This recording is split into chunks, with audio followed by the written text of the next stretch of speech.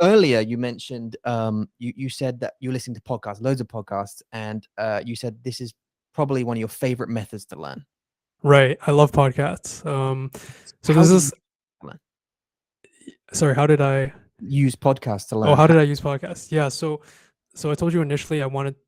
It kind of came from the idea of input, like the whole idea of comprehensible input. I watched some videos about that, and I was really convinced that this is probably the best way to learn. And I really wanted to try that. So every day I would, like I said, I was listening to the radio, and then when I realized that I listen to podcasts in English, so why not try listening to podcasts in Chinese and Mandarin? So I made that switch. I downloaded an app called Himalaya for listening to podcasts, and I started just finding podcasts, and I just picked a podcast. The first podcast I listened to consistently was a Taiwanese podcast called Darin, the Small Talk, which is like small talk for big people, or I don't know how to translate it for adults. And I remember when I first listened to it, it was my second month in Taiwan, and I would pretty much not understand much at all. Like it was like bits and pieces. Like I would pick up a word here and there, Yeah. but and this is probably not the best way to do comprehensible input because it wasn't comprehensible. But I think Yeah.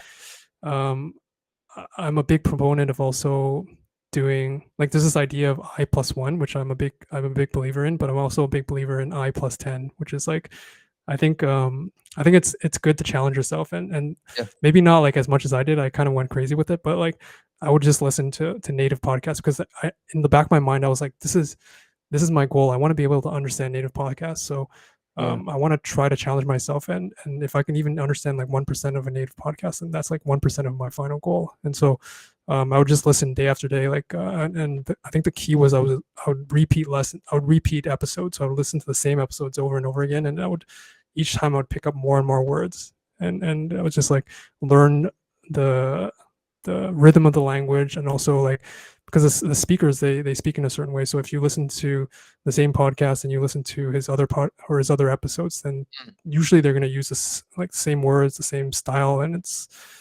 I find that I don't know, it just really helps me pick up the language in an easy way. So, can I just drill in a little bit as to Yeah. what you're doing there? And you've been great at explaining why, but let's say you put on an episode of Small Talk, and you're listening, and you don't know much. You're still like, did you start listening at your when you arrived in Taiwan or before? It was about a month in. So my second month, I was started listening to it. So at that point, you were still kind of working with TLI at your lessons and working through the book, but that was when you Right. decided to quit the lessons. Yeah. After my second month, Yeah. I quit. But during my second month, I started listening to the podcasts. And what would you do? So let's say you just woke up and you stuck your earbuds in or whatever, you're listening on your speaker thing. Are you actively listening, or are you just walking around the house in your boxer shorts? I don't know, doing Uh, in the day. a bit of both. So like a lot of time it was passively. So like doing chores around the house, and then biking like on the way to class. But then a lot of time it was also like pretty much I was studying the whole day. So like after class, I would go to a coffee shop and then just sit there and listen or watch videos, and I was also meeting up with language exchanges like almost every day. So I think that Okay, was also something that helped. sit and listen. So listen. Sorry, that wasn't a command, by the way. That was just Oh, okay. that was like the topic. Do you know what I mean? Yeah. Okay, so sit and listen. You're in a cafe, you're sitting listening. What are you doing? Are you writing things down? Are you looking things up?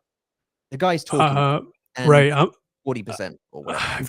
I've tried a lot of different things. I've tried writing things down for a little bit, writing it on my computer, but most of the time, what I always like go back to is just looking it up on Pleco and then saving it. And I tried for a bit to make flashcards, but I'm not a big fan of them. I just find them really boring. And so my form of flashcards is actually listening to the episode again. So that's like Okay. because by listening to it again, you get the spaced repetition, you get the you get the memorization. So for me, I just listen to it a ton, and sometimes it's like 10 times, sometimes it's like 50 times if it's like really interesting. And so I'm just listening to a ton, high volume, and just get that repetition. So let's say that the guy says a word that you don't know, or a whole sentence that you don't know. How do you know that sentence? How do you get to know that sentence?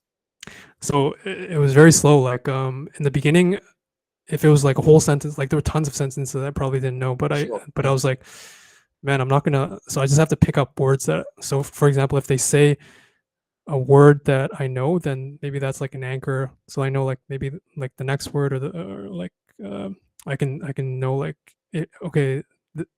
It's kind of hard because like in the Yeah. beginning, like you don't even know when because it kind of like blurs together, so you don't even know when a word starts and when it ends. Right. Right. And Right. so in the beginning, I think it was just understanding like when does a word start and when does it end. And as I got to understand that more intuitively, then I could start putting that like into Pleco through Pinyin. At first, I was not using Pinyin. I was just using the speech to text. So I would hear it, and then I would try to reproduce the sound in Pleco in speech to text. So I would try to repeat basically the sound that they were saying, and a lot of Right. times that would actually work. But then once my ability to search via Pinyin improved, and I understood like, what she said or what they said equals this in Pinyin, I could just search it through Pinyin. Right. And then okay. And then you'd slowly build up sentences Right. Yeah. that Like way. piece by piece, I would build up like building blocks. Like I would understand words here and there, and then slowly, as I listened more and more. How did you overcome frustration slash boredom with doing that 10, 15 times? So yeah, I mean, like I didn't do it consecutively after another. So I would maybe like listen to an episode while I'm doing something, Yeah. and then I would watch a YouTube video. So I would always like keep it different, like keep it fresh. Like then I would talk to a language exchange, or I would go have dinner with a friend. So it was never like consecutively, but over time, like over a long period, I was listening to a lot of episodes over and over again. When you went to have a language exchange, it was that in person or online? At first, most of the time, it was in person.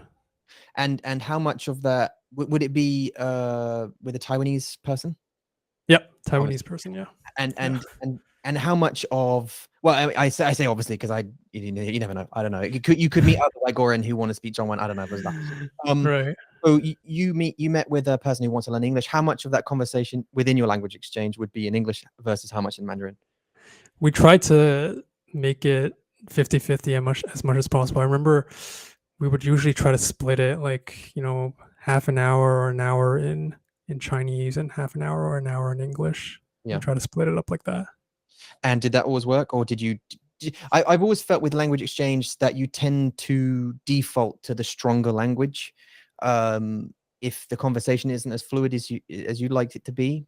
Maybe you were Mm, lucky again. I don't know, but I didn't notice that at first, but I later on I was a little bit more like maybe more conscious of my time. Like I didn't want to waste my time. like So I was strict. like, yeah, I was pretty strict about it. I was like, the first meeting I would be like, okay, let's do this. Let's Yeah, 30 minutes. And usually like after setting the ground rules, like people are pretty good about it. yeah. Oh, I mean that's perfect. It's perfect. Okay, so coming back to you've mentioned Pleco. You've mentioned podcast being like a real huge tool for your learning. You said so far. Right. You've also described how you would learn from podcasts, which is amazing. And also language exchange people after having taken classes and groups and individuals. So you've actually tried a bunch. You are a pivoter, aren't you? Yeah, I love pivoting. I love trying different things. And that's amazing. And that's exactly the right, because you have to find the way that works for you, right? Right. Right. So how much time now do you spend on Mandarin every day? Not enough. I feel like I should spend more. Honestly, I don't even spend like dedicated time spending like studying Mandarin like most days. I really should. It's something that I'm like after this conversation, it's gonna like kick me into gear and actually I want to spend more time learning Mandarin, like going into the nitty gritty. But usually, like even though I don't, I still try to like listen to podcasts like passively. Like for example, like biking, going to the cafe, doing work. Like I still have periods like maybe 30 minutes a day, maybe an hour a day where I'm listening passively. Let's say you're back in Canada, but time and money is not a problem. How are you going to be studying? What would you say the ideal method, ideal like pathway is to learning Mandarin?